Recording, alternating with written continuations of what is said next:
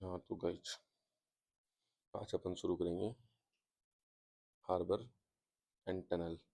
Harbour engineering and tunnel engineering एक page का topic है, बड़ा ही आसान सा टॉपिक है। साथ में बने रहना, सारी चीज़ें समझ में आ जाएंगी। एक एक करके अपन सारी चीज़ें पढ़ लेंगे। पहले अपन हार्बर इंजीनियरिंग पढ़ेंगे।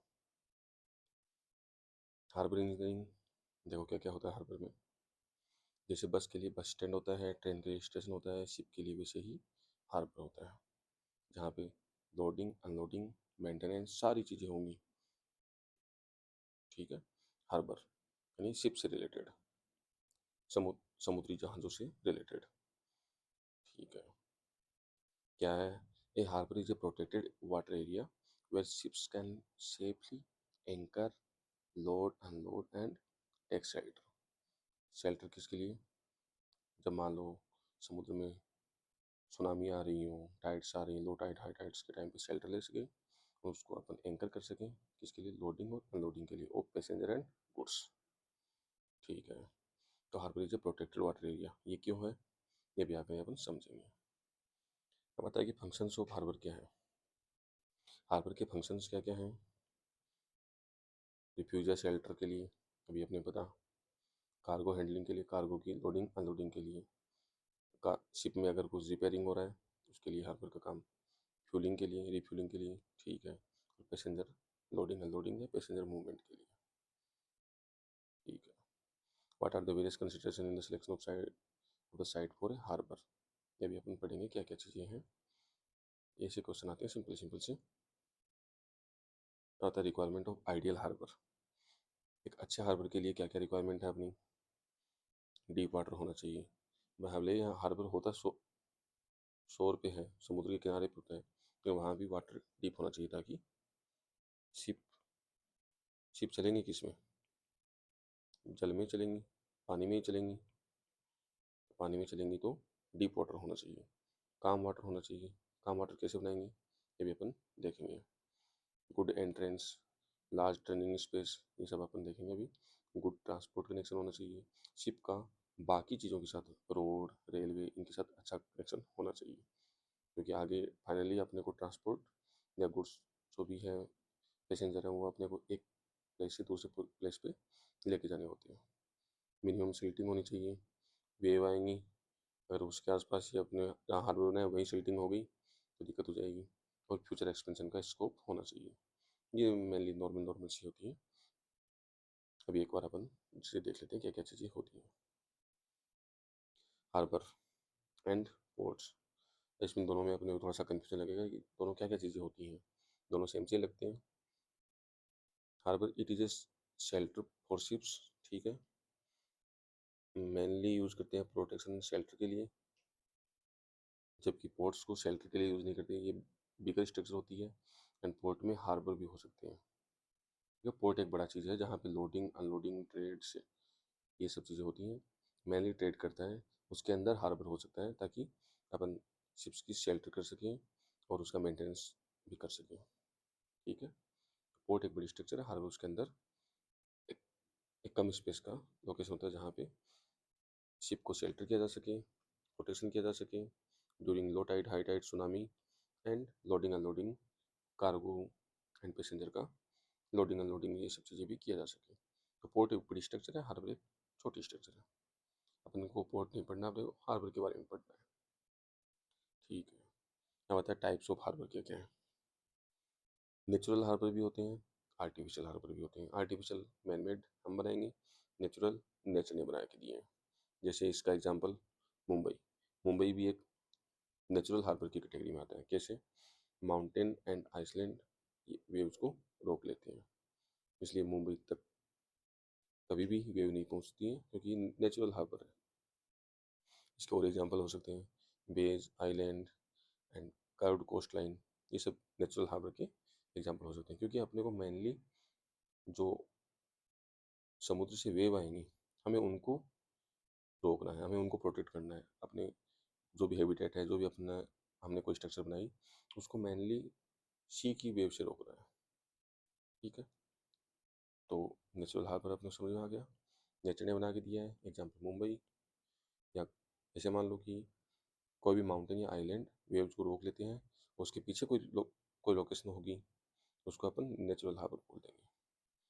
फिर आता है एक आर्टिफिशियल हार्बर, ये तो हम बनाएंगे। We create using breakwater. अब ये ब्रेक वाटर क्या है? ये एक बड़ी ही इंपॉर्टेंट स्ट्रक्चर है हार्बर की। क्या करता है? वाटर वेव्स को रोक लेता है, जो समुद्र से वेव आएंगी उनको रोक लेता है। ये एक टाइप की वाटर स्टॉपर वाल है।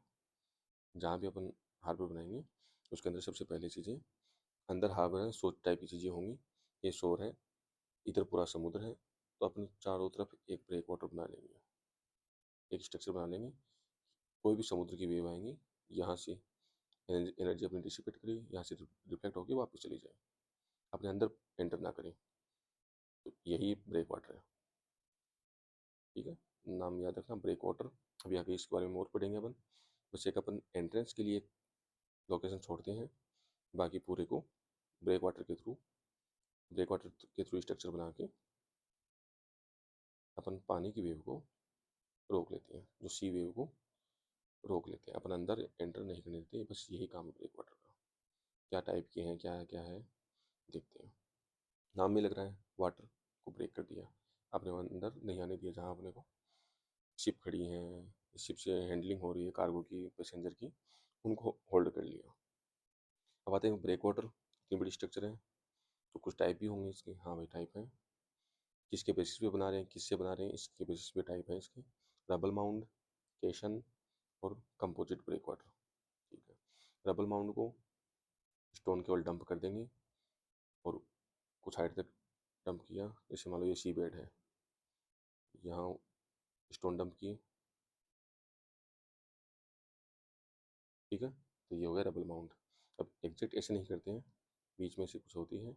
यहाँ तो होता है इसका कोर पीरियड, कोर सॉरी इसका कोर होता है, जहाँ पे फाइन फाइन स्टोन रहते हैं, आगे पढ़ेंगे अपन। यहाँ एक लेयर और होती है जहाँ पे मीडियम पार्टिकल्स होते हैं, या मीडियम स्टोन मान लो, और यहाँ बड़े बड़े पार्टिकल्स होते हैं, इसको अपन बोलते हैं आर्मर। ठीक है, ये आगे अपन पढ़ेंगे। तो रबल माउंड स्टोन से, अपन रबल मशीनरी पढ़ते हैं, तो रबल माउंड स्टोन केवल डंप कर दिया हमने। ठीक है, केशन, लार्ज कॉन्क्रीट स्ट्रक्चर को ही अपन केशन बोलते हैं। होलो होती हैं क्योंकि अपने को बस केवल वेव को रोकना है और कोई स्ट्रेंथ नहीं देनी है अपने को, केवल वाटर वेव रुक जाए, तो इसलिए कॉस्ट बचाने के लिए हमने इनको होलो कर दिया। और ये कॉन्क्रीट की हैं, डीप सी से होके आएंगी। डीप सी में बनाया हमने, ये मान लो होलो भी बनाया, फिर भी काफ़ी इससे तो कॉस्टली होंगी रबल माउंट से, तो इसलिए कॉस्टली होगी। कंपोजिट ब्रेक वाटर में हमने क्या है, दोनों चीज़ों का फ़ायदा उठाया। किस किस चीज़ का? रबल माउंट का भी फ़ायदा उठाया हमने, केशन का भी फ़ायदा उठाया। रबल माउंट डाउन में रखा और केशन हमने ऊपर लगा दिया। जैसे लोअर पार्ट हमने रखा रबल माउंट का, अपर पार्ट हमने रख दिया केशन का, कंक्रीट का। तो ओवरऑल कॉस्ट इन दोनों के बीच में कहीं निकल के आती है, और जो अपने प्रोटेक्शन चाहिए वो भी अच्छी खासी निकल के आती है। तो ये कंपोजिट ब्रेक वाटर हो गया। कंपोजिट मतलब रबल प्लस केशन। लोअर पार्ट में रबल स्टोन उसमें कर दिए, और अपर पार्ट में हमने स्ट्रक्चर बना दी कंक्रीट के थ्रू, उसको केशन बोल दिया। समझ में आ गया? अब अपन को देख लेते हैं क्या क्या लिखा है। ब्रेक वाटर, ब्रेक वाटर की डेफिनेशन लिखिए। Breakwater is constructed to reduce the wave energy and provide calm water condition inside the harbour. क्या है? ब्रेक वाटर को बनाया टू रिड्यूस वेव एनर्जी, हमें वेव से बचाना है अपनी को हार्बर को सी वेव से बचाना है। तो वेव एनर्जी को हमने डिसिपेट करवा दिया, उसको रिड्यूस कर दिया, and provide calm water condition inside the harbour. Outer layer हो गई ब्रेक वाटर की। तो रबल माउंट के बारे में थोड़ा सा पढ़ते हैं, क्या क्या टाइप के रबल माउंट होते हैं, क्या है, तो इसका कंस्ट्रक्शन कैसे करते हैं। अंदर का पार्ट कोर, जहाँ फाइन पार्टिकल या फाइन स्टोन होते हैं। सेकेंडरी लेयर आती है जहाँ पे मीडियम पार्टिकल और मीडियम स्टोन होते हैं। फिर आती है आर्मर लेयर। आर्मर लेयर नाम से लग रहा है कि मेनली यही काम करेगी, तो ये ह्यूज हेवी स्टोन्स होते हैं। Resist the direct wave impact, outer में लगे तो जो भी डायरेक्ट वेव आएगी सबसे पहले इन्हीं से टकराएगी, तो उनकी डायरेक्ट वेव के इम्पैक्ट को रेजिस्ट करता है। ठीक है, वेव एंटर्स द गैप। ठीक है, बड़े बड़े पार्टिकल होंगे, इनके बीच में वर्ड्स भी होंगे बड़े बड़े, इनके अंदर वेव जाती है, आगे टकराती है, इनके बीच में गैप होता है, इसके बीच में टकरा के फिर पानी वापस चला जाता है। तो हमने रेजिस्ट करवा दिया डायरेक्ट वेव को। Wave interest the gap and energy dissipates by friction. इनके बीच में जैसे वेव गई, एनर्जी डिसिपेट हुआ, इनके बीच में फ्रिक्शन लगा, पानी वापस चला गया। तो ऐसे रेजिस्ट हमने करवा लिया। तो मेनली क्या है, तो हमने समझ में आ गया। रबल माउंट, सबसे अंदर का पार्ट कोर, फिर सेकेंडरी लेयर और फिर आर्मर लेयर। ठीक है, आर्मर लेयर बड़ी इंपॉर्टेंट होती है। Armour layer huge heavy stones होती हैं। ठीक है, register direct wave impact, wave gap के अंदर एंटर करेगी और एनर्जी डिसिपेट करेगी बाई फ्रिक्शन से। ठीक है, फिर क्या है, इसे कुछ एडवांटेज देख लेते हैं। फ्लेक्सिबल होता है, हाँ केवल स्टोन रखे हैं, इनके बीच में कोई हमने बॉन्डिंग के लिए कोई ना सीमेंट डाली ना हमने कोई लाइम ऐड किया, तो फ्लेक्सिबल होगी। इकोनॉमिकल, सिंपल है, केवल स्टोन्स हैं तो इकोनॉमिकल होगी। गुड एनर्जी एब्जॉर्प्शन, ये बड़ा इंपॉर्टेंट पॉइंट है, गुड एनर्जी एब्जॉर्प्शन।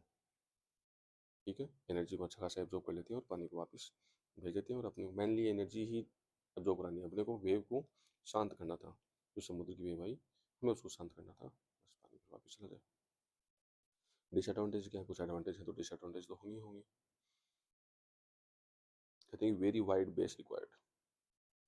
जब सी बेड से बना के लाएंगे अपन और कुछ बहुत सारी हाइट तक का बनाएंगे, बहुत हाई नीचे बेस हमें ज़्यादा बनाना पड़ेगा, क्योंकि क्या है, ये सिंपल स्टोन से बना है, तो बेस तो अच्छा खासा बनाना ही पड़ेगा। वेरी वाइड बेस रिक्वायर्ड और मोर मटेरियल रिक्वायर्ड। तो वाइड बेस बनेगा तो मटेरियल ज़्यादा लगेगा, ये इसका डिसएडवांटेज हो गया। तो हमने रबल मशीन के बारे में, उसका कंस्ट्रक्शन कैसे करते हैं वो पढ़ लिया, उसके एडवांटेजेस क्या है, उसके डिसएडवांटेजेस क्या क्या है, हमने सारा पढ़ लिया। ठीक है, याद रहेगा। एडवांटेज पढ़ लिया हमने, केवल सिंपल स्टोन से बना है, फ्लेक्सिबल है, इकोनॉमिकल है, गुड एनर्जी एब्जॉर्प्शन है। डिसएडवांटेज अपने को आइडिया लग गई, केवल पत्थरों से बना रहे हैं, नीचे से कुछ तो वाइड बेस चाहिएगा, क्योंकि सिंपल ऐसे ही बना दिया तो केवल पत्थर है, बॉन्डिंग है नहीं, तो अपने आप करने के लिए इसको very wide base is required. ठीक है, and more material is required. अब आते हैं कि कैशन के बारे में क्या है भाई, जो कॉन्क्रीट की स्ट्रक्चर बना रहे हो क्या है, उसका केवल प्रिंसिपल है कि ये रिफ्लेक्ट करता है, रिफ्लेक्ट द वेव। हाँ सिंपल बात है, कॉन्क्रीट का ये स्ट्रक्चर बनाया, होलो बनाया है हमने, तो ये वेव आएंगी, टकराएंगी, रिफ्लेक्ट कर जाएंगी, तो यही कैशन है। तो ये रिफ्लेक्ट करता है और ये एनर्जी डिसिपेट कैसे करता है भाई, अब्जॉर्बिंग, और जो गैप के अंदर वेव जाती है और फिर फ्रिक्शन के थ्रू एनर्जी डिसिपेट करके वापस वाटर को भेज देता है। ठीक है, कैशन के पास तो ऐसा कोई सिस्टम था नहीं, गैप था नहीं, तो हमने वेव रिफ्लेक्ट किया। ठीक है, कॉस्टली होगा, ये इसका डिसएडवांटेज है। थोड़ी सी कॉस्ट कम करने के लिए हमने इसको होलो भी कर दिया, लेकिन फिर भी काफ़ी कॉस्टली होगा, क्योंकि हम सी बेड के नीचे से बना के सी बेड से बना के ला रहे हैं। बहुत हाई डेप्थ का होता है, बहुत हाई अच्छी खासी हाइट का होता है, तो ये अच्छा खासा कॉस्टली होता है। ठीक है, कंपोजिट ब्रेक वाटर हमने पढ़ लिया, लोअर पार्ट रबल माउंट और अपर पार्ट केशन का। अब आता है कुछ कुछ चीज़ के बारे में, दो चार चीज़ और पढ़ लेते हैं कि फंक्शन क्या है ब्रेक वाटर का। वेव एनर्जी को रिड्यूस करना, चाहे रिफ्लेक्ट से करो, चाहे ब्रेक करके करो, चाहे टीसी। अपने को वेव एनर्जी को रिड्यूस करना है, चाहे कैसे भी करो, रिफ्लेक्ट करके करो चाहे ब्रेक करके करो, अपने को वेव एनर्जी डिसिपेट करवानी है। रिफ्लेक्ट किस में करेगा, कैशन में करेगा। ब्रेक करके किस में करेगा, वे वाटर को ब्रेक ही कर दिया गैप के अंदर फिल करके, रबल माउंट।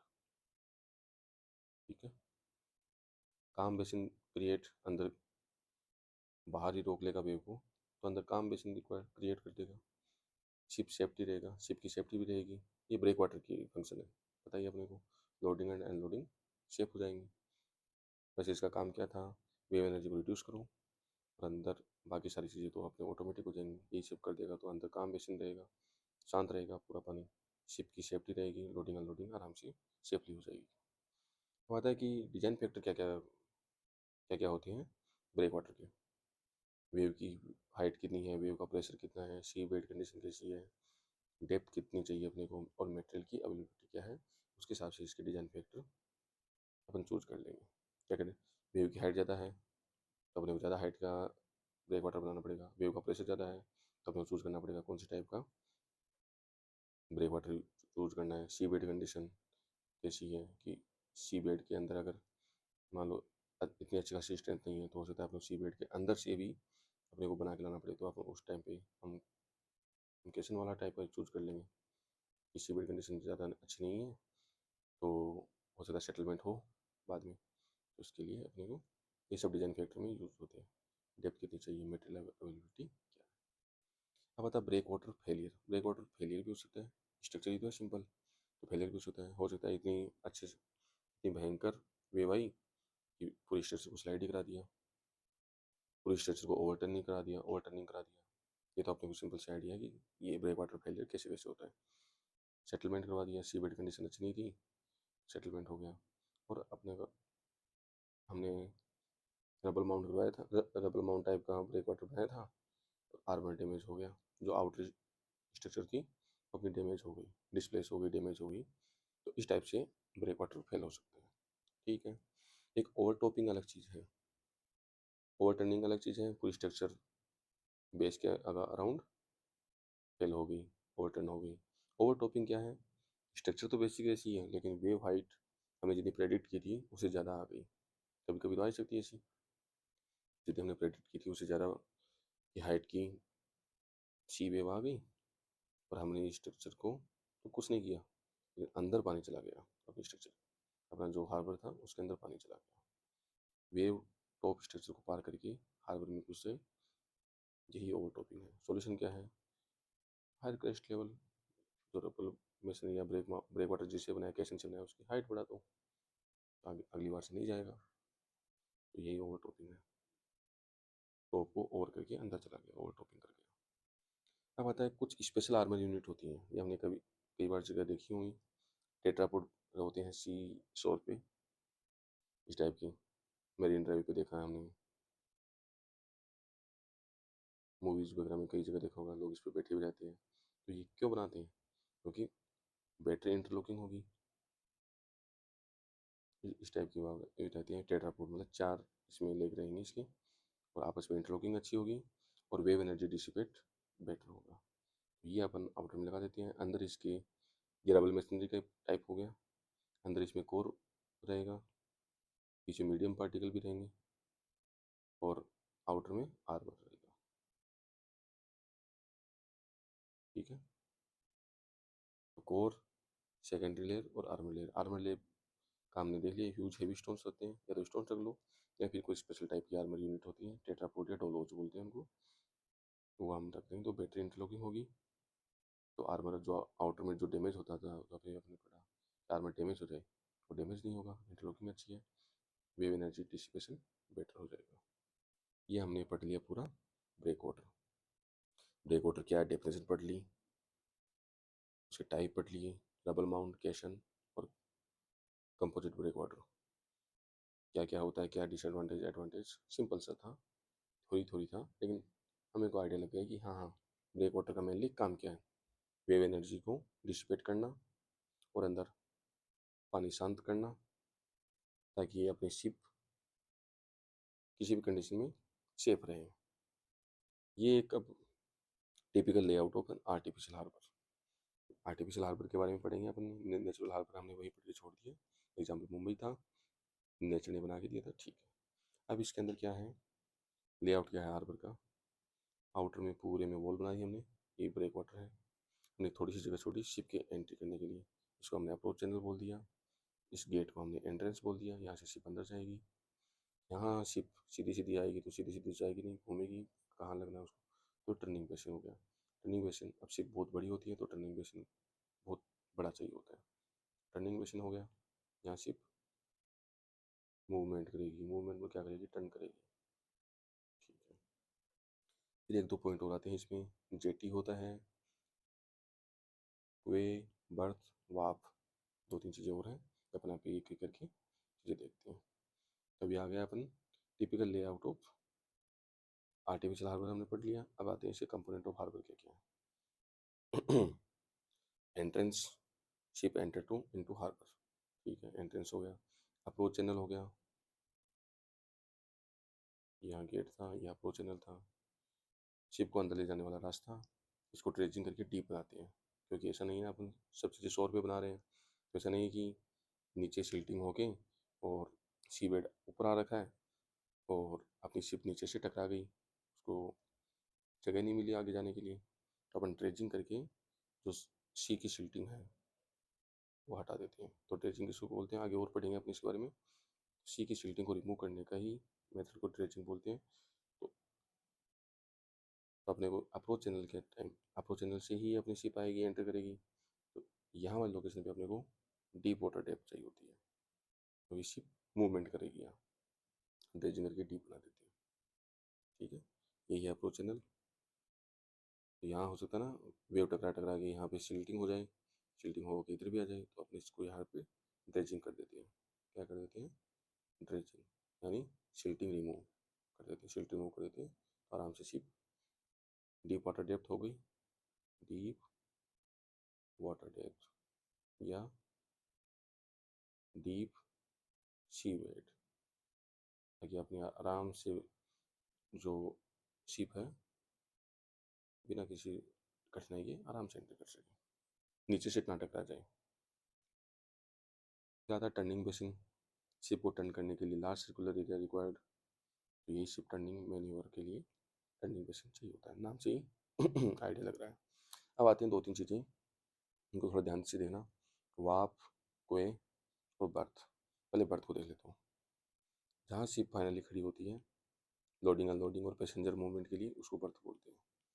एक एक के अंदर कई सारे बर्थ होते हैं, यही अपना नॉर्मल, ऐसे मान लो कि जहाँ पे रेलवे स्टेशन मान लो, रेलवे स्टेशन का जैसा प्लेटफॉर्म होता है वैसा ही शिप के लिए बर्थ होता है। आगे खड़ी होती है, लोडिंग अनलोडिंग पैसेंजर मूवमेंट कर देती है। वाप एंड क्वे क्या होते हैं, यहाँ भी कार्गो लोडिंग अनलोडिंग ही करता है, लेकिन चीज़ें होती क्या है, क्वे होती है शोर के साथ में एंड शोर के अलोंग, शोर शोर के अलोंग जो स्टेज होती है उसको क्वे बोलते हैं, यहाँ भी शिप रहती हैं। बर्थ अपने इसमें देखेंगे, जैसे ये था बर्थ बर्थ बर्थ, बहुत सारी बर्थ हैं, ये शिप्स हैं, ठीक है। तो ये हो गई बर्थ, जहाँ पे ship loading unloading passenger movements जो भी करेगा बर्थ पे करेगा। क्वे क्या होती है, शोर के अलोंग जो स्टेज होती है जहाँ पे कार्गो का मूवमेंट कर सके, उसको क्वे बोलते हैं। वाप, वाप भी शोर के पैरेलल होती है, जैसे इसमें देखोगे वाप एक स्ट्रक्चर है जो शोर के अलोंग होती है, जहाँ पे बर्थ होती है।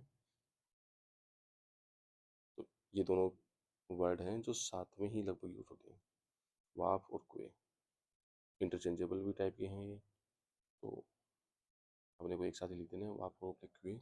बर्थ को हम अलग लिखेंगे, जहाँ पे शिप लोडिंग अनलोडिंग और पैसेंजर मूवमेंट करती है। था जेटी, जेटी देख लो, जेटी कहाँ थी, ये जेटी थी। क्या काम है जेटी का, सी में बाहर निकला हुआ स्ट्रक्चर, ये परपेंडिकुलर टाइप का स्ट्रक्चर रहता है। Purpose loading unloading and oil transfer, guide ships and reduce silting, ये शिल्टिंग शिल्ट को रिड्यूस करने का भी काम करता है, ठीक है। बहुत बड़ा चीज़ नहीं है, सिंपल सी चीज़ थी। क्वेश्चन कैसे कैसे आते हैं ये इंजीनियरिंग सर्विस में, list the 10 typical feature of harbour reporting 3 of at the length है। अच्छा, तीन को आपने को पूरा विस्तार में समझाना है और टिपिकल फीचर ऑफ हार्बर से बताना है। तो हार्बर का मेन फंक्शन बता दिया कि क्या काम आता है, ठीक है। उसमें बता दिया कि हार्बर एंट्रेंस होता है, गेट कहाँ होता है, अप्रोच चैनल होता है, टर्निंग बेसिन होता है, और क्या होता है, ब्रेक वाटर, बड़ी इंपॉर्टेंट स्ट्रक्चर है। हमने वाप एंड क्वे बता दिए। वाप, वाप से मत लिख देना, फ्रॉग वाला हो गया यहाँ पे, सॉरी, WHARVES, वोल्फ वाला सिस्टम आ जाएगा इंग्लिश में, वोल्फ से वोल्फ, ठीक है। And क्वेज jetty. और आगे एक दो चीज़ें अपने और पढ़ लेना है। डॉक डॉक भी होता है, डॉक्स, तो ये अपने को आइडिया लग गया क्या चीज़ होती है। Typical layout of an artificial harbour indicating the components and their function. तो अपने को आइडिया है क्या क्या चीज़ें होती हैं, अपन माइंड में सोचेंगे। जहाँ से एंटर करेगा एंट्रेंस, अप्रोच चैनल जहाँ से आएगी, ब्रेक वाटर चारों तरफ की वॉल को ब्रेक वाटर बोल दिया, jetty, birth, turning basin, turn करने के लिए चाहिए टर्निंग बेसिन, बर्थ हो गई जहाँ पे लोडिंग अनलोडिंग एंड पैसेंजर का मूवमेंट होता है, कार्गो का लोडिंग अनलोडिंग होता है, वाफ एंड क्वे। क्वे को ध्यान रखो कि क्वे जो होता है वो शोर के अलोंग होता है, शोर के अलोंग ही होता है। ठीक है, तो ये अपने को आइडिया लग गया कंपोनेंट्स क्या क्या होते हैं। तो इसकी कुछ वो फोटो मैंने ट्राई करी थी, लेकिन इसमें भी कुछ ज़्यादा समझ में आएगा नहीं। ब्रेक वाटर होता है, एंट्रेंस चैनल हो गया यहाँ पे, ठीक है। और क्या है, नेविगेशन एडजस्टमेंट, ठीक है। तो अपन चलते हैं आगे। ड्रेजिंग क्या है, क्या होती है ड्रेजिंग? ड्रेजिंग होता है removal of under water soil oblique sediment. ठीक है, ड्रेजिंग अपने नॉर्मल क्या है, तो सी में जो सेडिमेंट या जो सॉइल है उनको हटाने की प्रोसेस को ड्रेजिंग बोलते हैं। Removal of under water soil oblique sediment to maintain required depth. Sea bottom से सिल्ट सैंड डिपॉजिट हटाने को ही ड्रेजिंग बोलते हैं। क्या क्या टाइप की होती है ड्रेजिंग? ड्रेजिंग तीन टाइप की मान लो मैं ले दूँ, तो दो टाइप की होती है, तीसरी तो ठीक है। पहला होता है कैपिटल ड्रेजिंग या कंस्ट्रक्शन ड्रेजिंग। अगर कोई नया हार्बर बना रहे हैं तो जब ड्रेजिंग करते हैं तब जो सिल्ट हटाते हैं फर्स्ट टाइम, उसको बोलते हैं for new construction construction dredging और capital dredging.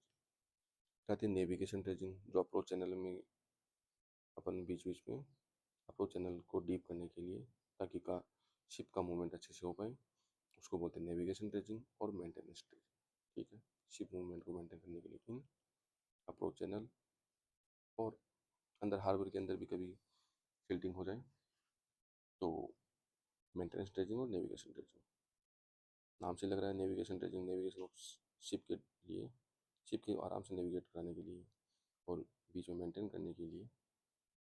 Maintenance of ship नहीं है ये, सी बेड का मेंटेनेंस है कि शिल्टिंग ज़्यादा हो गई, अब उसको हटाना है, तो नेविगेशन ड्रेजिंग या मेंटेनेंस ड्रेजिंग। ठीक है, शिप के मूवमेंट को मेंटेन करने के लिए।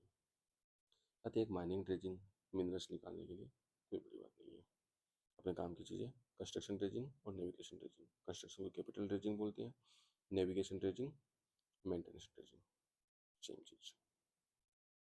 फिर आता है ड्रेजिंग जिससे करेंगे वो ड्रेजर होते हैं, या तो मैकेनिकल ड्रेजर या हाइड्रोलिक ड्रेजर। ठीक है, मैकेनिकल ड्रेजर बकेट टाइप के, हाइड्रोलिक ड्रेजर पंप सक्शन पे काम करते हैं। ठीक है, grab dredger, bucket ladder dredger. ठीक है, हाइड्रोलिक ड्रेजर दो टाइप के होते हैं फिर, सक्शन ड्रेजर जो प्रेशर के सक्शन से काम करते हैं, वैक्यूम पे काम करते हैं, और कटर सक्शन ड्रेजर, पहले कुछ थोड़ा बहुत काटेंगे भी बेड को और फिर उसके बाद सक्शन कर देंगे। ये इसमें ग्रेव ड्रेजर कुछ नहीं होता, इस टाइप की दो बकेट से होती हैं, क्लो टाइप बकेट, ग्रेव ड्रेजर बोल देते हैं। बस थोड़ा थोड़ा आइडिया लेना है अपने को, ऐसा क्वेश्चन पूछता नहीं है। Bucket ladder dredger continuous bucket, जैसे कन्वेयर कन्वेयर होता है वैसे ही होता है। तो टाइप ऑफ ड्रेजर अपने को पता चल गया कि जो ड्रेजिंग करता है जो इक्विपमेंट, उसको ड्रेजर बोलते हैं। दो टाइप के होते हैं, मैकेनिकल ड्रेजर और hydraulic dredger. Mechanical dredger mechanical से नाम से लग रहा है, कुछ बकेट वकेट होंगी। हाइड्रोलिक ड्रेजर पंप या सक्शन पे जो काम करता है, पंप सक्शन। आगे दो दो टाइप के और हैं। ठीक है, आगे अपन क्या करेंगे, ड्रेजिंग डेप्थ। ठीक है, टू मेंटेन द कील क्लियरेंस, ये एक इम्पोर्टेंट चीज़ है।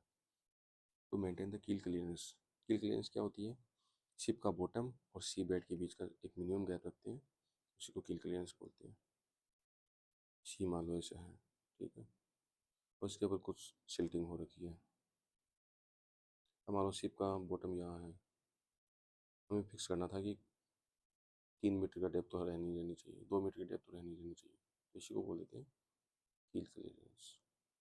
अगर इससे कम है तो ये फिर ड्रेसिंग करके हटा देंगे। 3 मीटर अपन कील क्लियरेंस हमेशा रखेंगे। कील क्लियरेंस टू मेंटेन द कील क्लियरेंस, हमें ये ड्रेजिंग डेप्थ है कि कितनी रिक्वायर्ड है, क्या ड्रेजिंग कितनी डेप्थ तक करनी है। तो ड्रेजिंग डेप्थ किससे डिसाइड होती है, टू मेंटेन द कील क्लियरेंस। कील क्लियरेंस क्या है, शिप बॉटम के एंड सी बेड के बीच का मिनिमम एक गैप रखते हैं, उसी को कील क्लियरेंस बोलते हैं। अब आता है ड्रेज मटेरियल डिस्पोजल, जहाँ मटेरियल को ड्रेज करेंगे, शिल्टिंग को जहाँ डिस्पोजल करेंगे, उसके कुछ ऑप्शन हैं अपने पास। ऑफ शोर डंपिंग कर दो, लैंड रिक्लेमेशन कर दो, बीच नरिशमेंट कर दो। क्या चीज़ है ये? लैंड रिक्लेमेशन क्या चीज़ है, सैंड एरिया को लैंड बनाना यूजिंग ड्रेज मटेरियल। जैसे दुबई में जो आर्टिफिशियल आइलैंड बन रहा है वो लैंड रिक्लेमेशन के कारण बन रहा है। यहाँ पहले सी हुआ करता था, हमने ड्रेजिंग की और सैंड जहाँ जहाँ सी एरिया था,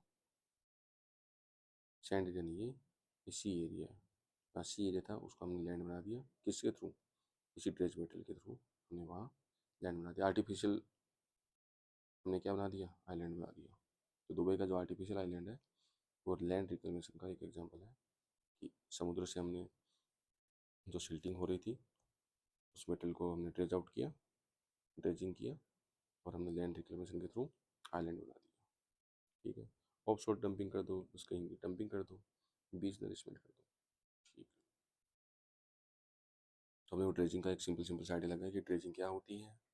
सिंपल सा है, ड्रेजिंग कुछ नहीं होती, removal of under water soil sediment to maintain the required depth. Required depth को क्या बोलते हैं, कील क्लियरेंस बोलते हैं। ठीक है, टाइप अपने पता है, कंस्ट्रक्शन ड्रेजिंग पहली बार कर रहे हैं, कंस्ट्रक्शन ड्रेजिंग या कैपिटल ड्रेजिंग। और बार बार हाइबर बनाने के बाद शिप के मूवमेंट के लिए जो ड्रेजिंग करते हैं टू मेंटेन द कील क्लियरेंस, ये नेविगेशन ड्रेजिंग है, मेंटेनेंस ड्रेजिंग होगी। What is dredging, classified different type of dredging works. Simple simple से क्वेश्चन आते हैं, ये अपन कर ले जाएंगे। तो एक बड़ी चीज़ आती है डॉक। क्या होता है डॉक, डॉक होता है हार्बर के अंदर शिप्स कहाँ रुकेंगी। जैसे पहले एक बार देखे थे, कार के लिए जैसे गैराज होता है, एयरप्लेन के लिए जैसे हैंगर होता है, हमने कल बताया था। हैंगर पे अपन क्या करते हैं, कपड़े टांगते हैं, ऐसे ही एयरप्लेन को टांग देते हैं हैंगर में और उसका मेंटेनेंस करते हैं, सर्विसिंग करते हैं उसकी। तो ऐसे शिप के लिए क्या होता है, डॉक होता है। ठीक है, हार्बर के अंदर शिप कहाँ रुकेंगी, एनक्लोज लोडिंग या रिपेयर एरिया में। डॉक का क्या काम है, एनक्लोज लोडिंग और रिपेयर एरिया। एनक्लोज होता है ये, आगे पढ़ेंगे वो। पहले अपने डॉक का क्या क्या काम है, डॉक का पर्पज़ क्या है, शिप की parking, loading unloading, repair, maintenance and tide के टाइम पे शेल्टर देने के लिए डॉक का इस्तेमाल होता है। ठीक है, डॉक की क्या क्या टाइप होते हैं, डॉक क्या हो गया, शिप का गैराज हो गया, ये बस ये याद रखो, शिप का गैराज है। हैंगर जैसे एयरपोर्ट का एयरक्राफ्ट का गैराज था, वैसे ही डॉक शिप का गैराज है। टाइप क्या क्या है, वेट डॉक और ड्राई डॉक। जहाँ पानी रहेगा वहाँ वेट डॉक हो गया, जो पानी नहीं होगा जहाँ पे, वहाँ ड्राई डॉक हो गया। वेट डॉक को हम क्या बोलेंगे, इम्पाउंडेड डॉक, जो डूबा हुआ है, इम्पाउंडेड डॉक। ठीक है, क्या क्या होता है इसमें, constant water level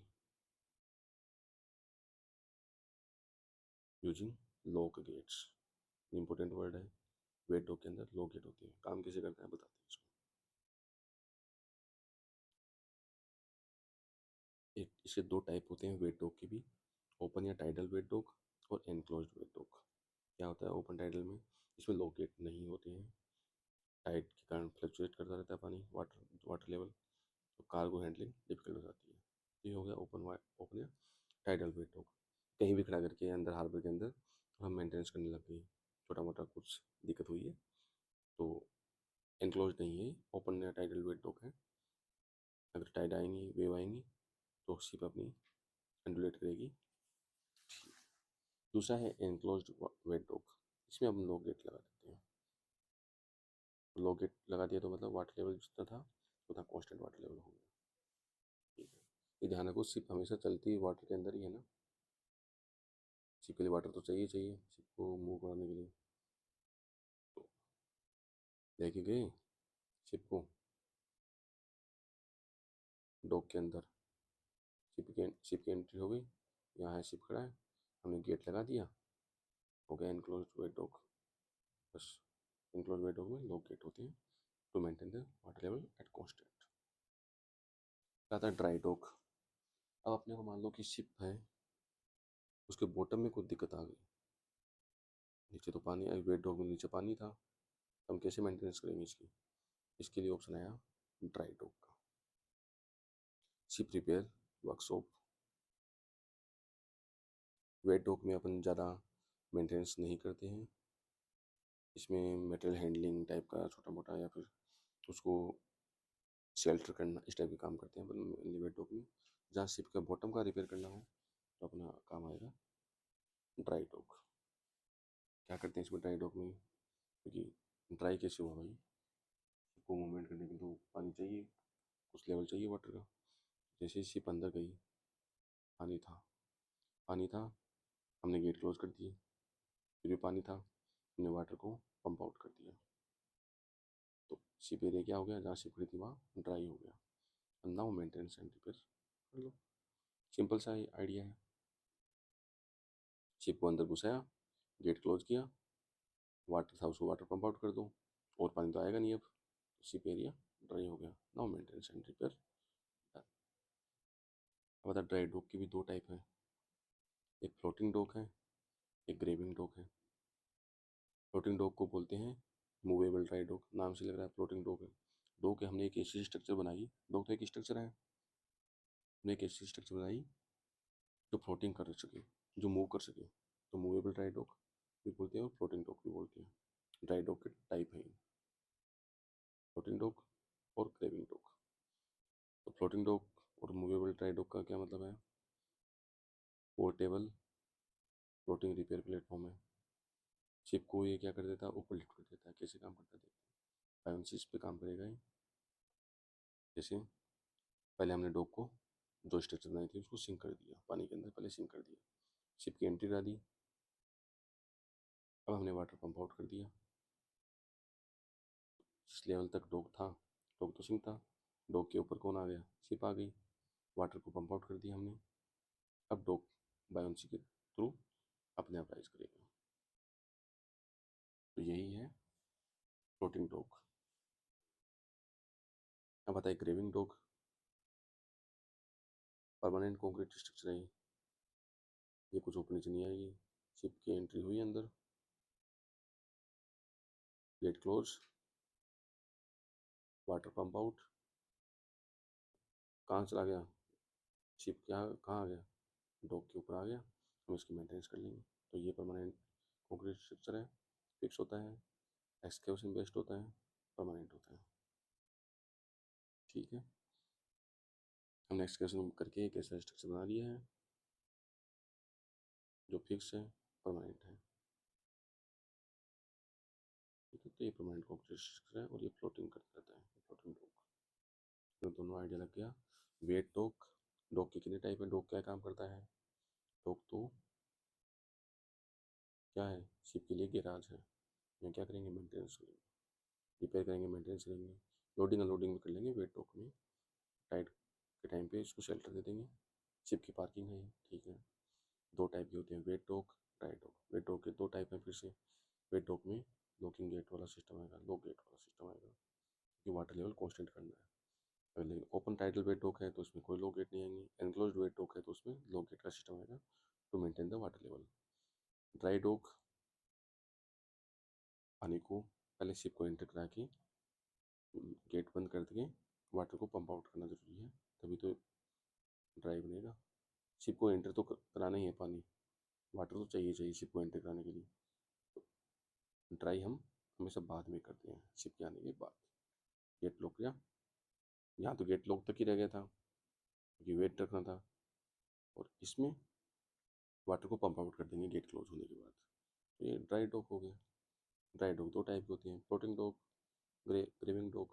floating dock में क्या करते हैं, पहले जो डॉक था उसको पहले सिंक करा दिया पानी में, और फिर उसके बाद शिप को एंटर करा दिया, फिर पानी को मूव करा दिया, इतना पानी रखा हमने और फिर ये बायोन्सी के थ्रू अपने आप मूव करेगा और शिप के जस्ट बॉटम पे आ जाएगा बस। अब अपन शिप की मेंटेनेंस कर सकते हैं। दूसरा है ग्रेविंग डॉक, परमानेंट कंक्रीट स्ट्रक्चर है, हमने बॉटम में बना रखी है कंक्रीट स्ट्रक्चर। शिप आया, गेट क्लोज किया, वाटर को पंप आउट किया, शिप एरिया ड्राई हो गया। अब हम जो भी उसका मेंटेनेंस करना है वो कर लेंगे। ठीक है, तो ये डॉक का है। डॉक पे देखो कितने सारे सवाल आ रखे, कम से कम 5 सवाल आ रखे। तो अपने बीच में घुमा फिरा के लिखना है। What are the uses of wet docks in harbour. Wet dock का थोड़ा सा क्या फंक्शन है वो लिख दो। उसका वेट डॉग को इम्पाउंडेड डॉग भी बोलते हैं। उसका यूज क्या है, जो डॉग का यूज है बस ये मत करना कि बॉटम में रिपेयर करने के लिए वेट डॉग का यूज करेंगे, नहीं, वो ड्राई डॉग का यूज करेंगे। Difference between wet dock and dry dock differentiate कर देंगे। State the function of dock, compare floating dock and dry dock. उसने फ्लोटिंग डॉग और ड्राई डॉग को अलग अलग माना है, तो सिंपल ड्राई डॉग को अपन फिर क्या मान लेंगे, ग्रेविंग डॉग मान लेंगे। एक फ्लोटिंग डॉग है, एक ग्रेविंग डॉग है, उन दोनों के बीच में कंपेयर कर देंगे। Classify wet docks, wet dock के दो टाइप होते हैं, ओपन या टाइटल और ये enclosed. Right advantage and disadvantage each of them. ठीक है, ओपन टाइटल का दो एडवांटेज डिसएडवांटेज बताइए क्या ये। ठीक है, what is wet dock, what are the uses of wet dock and explain operation of wet dock using lock and gates. ठीक है, ये अपना हो गया डॉग सिस्टम। डॉग क्या है, गिराज है। अब आता है explain giving a need sketch use and explain of floating dry dog. Floating dry dog के बारे में यूज उसका क्या है, कैसे वर्किंग करता है, आपको आइडिया लग जाएगा। ठीक है, पता है कोई मेथड्स है क्या शिल्टिंग रिड्यूस करने की। हाँ, बहुत सारे मेथड्स हैं। बैक वाटर प्रॉपर डिजाइन कर दो, शिल्टिंग नहीं होगी। जेटी, जेटी में मैंने पढ़ा था शिल्टिंग रिड्यूस करने के लिए इसको यूज़ करते हैं। तो जेटी का एक और अपने पॉइंट मिल गया, जेटी का यूज़ होता है टू रिड्यूस शिल्टिंग। ठीक है, जेटी वाले हमने कम पढ़ा था ना, जेटी का एक और यूज़ पता चल गया। और ड्रेजिंग कर दो, रेगुलर मेंटेनेंस कर दो, ड्रेजिंग कर दो, ये रिड्यूस है। यही शिल्टिंग को रिड्यूस करने के तरीके हैं। शिल्टिंग हो रही है तो रेगुलर मेंटेनेंस कर दो, ड्रेजिंग कर दो, ब्रेक वाटर अच्छे से डिजाइन कर दो। जेटी, जेटी भी वही काम करती है। तो यही इसी के साथ अपना हार्बर कंप्लीट हो गया है। हार्बर में एक दो चीज़ें के सवाल और पूछता है वो। नेविगेशन एड्स, नेविगेशन के क्या क्या तरीके हैं शिप के लिए, navigation to ship. Lighthouse होता है, हम सर्वे में पढ़ते हैं। बायोज होते हैं, बायोज क्या होते हैं, फ्लोटिंग मार्कर्स होते हैं। बायोन्सी पे काम करते, नाम इनसे लग रहा है, तो ये क्या होते हैं, फ्लोटिंग मार्कर्स होते हैं। तो एक होते हैं सिग्नल या रडार। यही है अपने navigation aids. What are the navigation aids, navigation aid का मतलब हमने बताया, वाई आर नेसेसरी ये भी अपने को बताया। Such include lighthouses, buoys and fog signals. They are use to help the traveller in navigation giving a rough estimation of direction. ठीक है, नेविगेशन एड क्या करते हैं, any sort of device or marker which help the traveller in navigation. ठीक है, जो navigation में help करें शिप की, वही नेविगेशन एड है। और क्या क्या टाइप के हैं, लाइट हाउस है, बायोज है एंड सिग्नल्स और रडार है। बायोज क्या होते हैं, बायोन से भी काम करेंगे तो फ्लोटिंग मार्कर्स होते हैं, नाम से लग रहा है। तो ये अपना हार्बर कंप्लीट हो